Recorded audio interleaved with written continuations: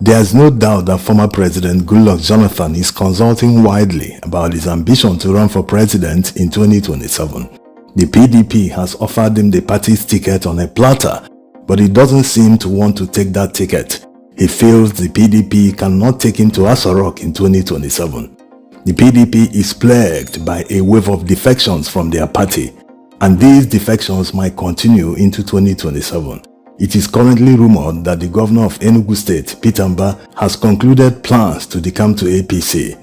Also, the likes of Wike, who is a minister under the APC administration, continues to retain his membership of PDP.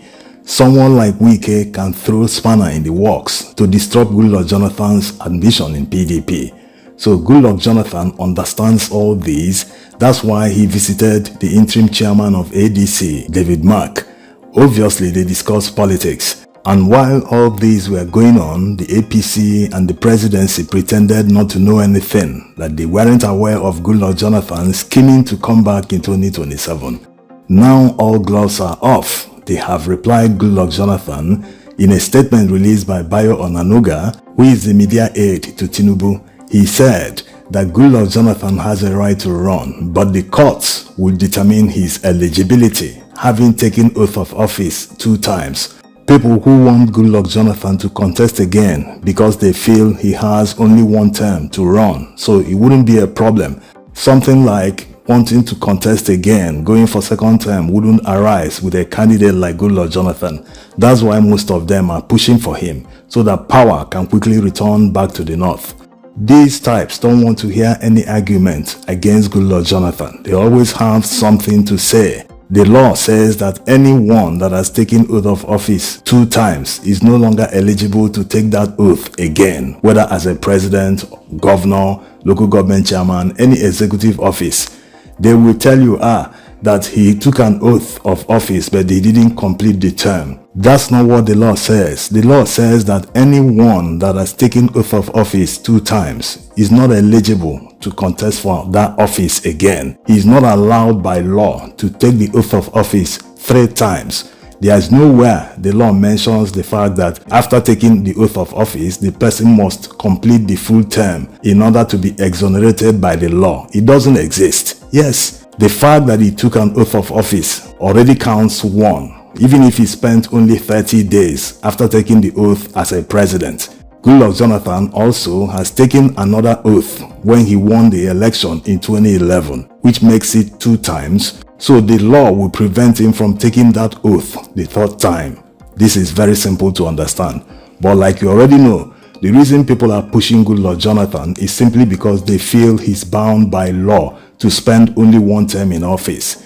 There wouldn't be anything like, the president wants to recontest if he wins. So definitely power will be moving back to the north after 4 years if Goodluck Jonathan succeeds. That's the reason they are pushing him. And Goodluck Jonathan being in power will also empower all these people pushing for him. Yes, just like Goodluck Jonathan empowered all the people that were around him when he was in power. It's as simple as that.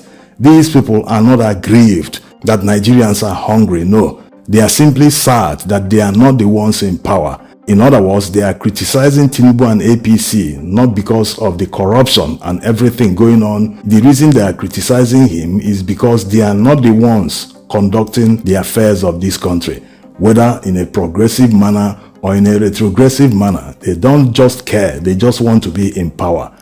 And as you can see, the APC or the presidency or Tinubu taunting Goodluck Jonathan or threatening him with court cases, you already know where it is going. If any party makes the mistake of fielding Goodluck Jonathan, that party will not have a candidate in 2027. It's as simple as that.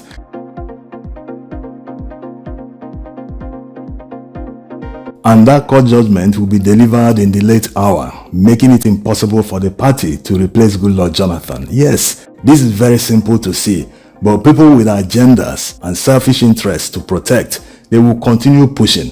And eventually one political party will fall for it, and ultimately they will not have a candidate in 2027. That party, if it's going to be PDP or ADC, they will eventually do what? They will align with APC. Yes, because all these party members you see, they are just there for themselves. They will now have the opportunity to justify aligning with APC. They will say, how can we go into the election without a candidate? Instead of that, let's just support any person so that we'll have something at the end of the day. To them, it's about what they can benefit from the system. It's never about principles or standing your ground that something must be done right, that Nigerians must be lifted out of poverty, that many things should happen instead of the retrogressive manner APC has been running Nigeria the past 10 years.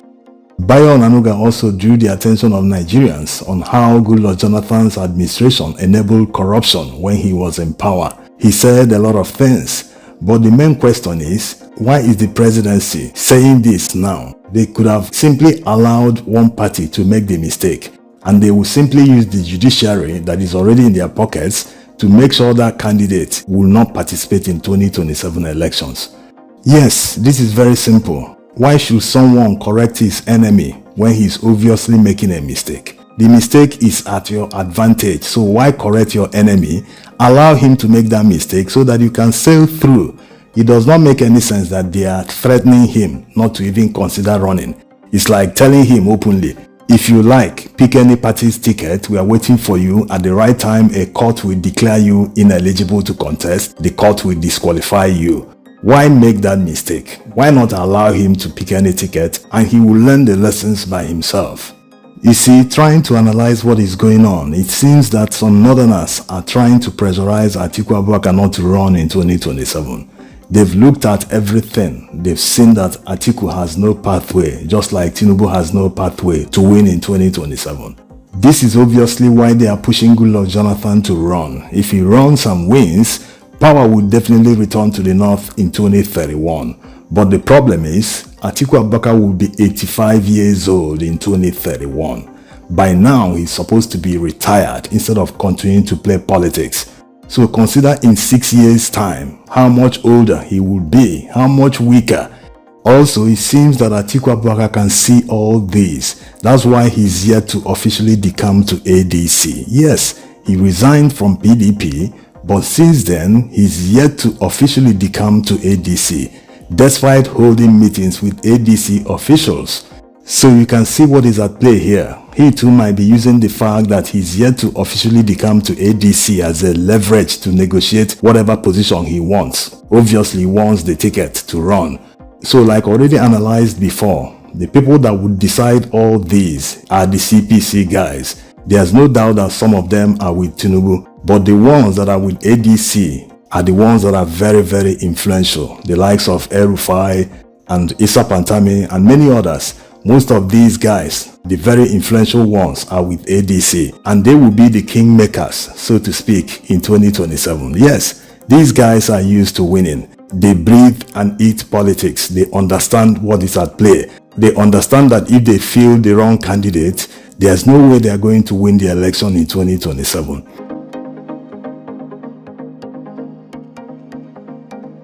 Also, considering what is at stake, many of them wouldn't like to lose. Many would prefer to stay with Tinubu even if he loses. It's better to stay with an incumbent that has a likelihood of winning than to stay with someone or support the wrong candidate who wouldn't win the election at the end of the day. So here's hoping that politicians would at the end of the day make the right decision, that it wouldn't be about money for them.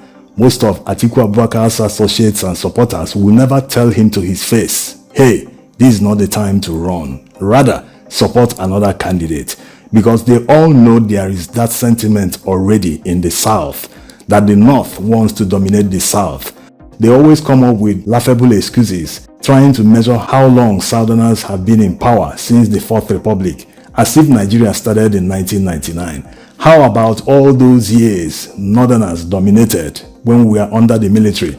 No one is talking about it today because they want to support their candidate. So the job of telling Atiku Abubakar lies with the CPC guys. Yes, they are the ones that will tell him, no, we are not backing you. We have to back a Southern candidate so that we'll have the chance of winning Tinubu, who is also from the South. This is because APC guys are already spreading the narrative that it is the turn of the South, but Northerners are so greedy. They want power back, despite the fact that Buhari spent 8 years in power.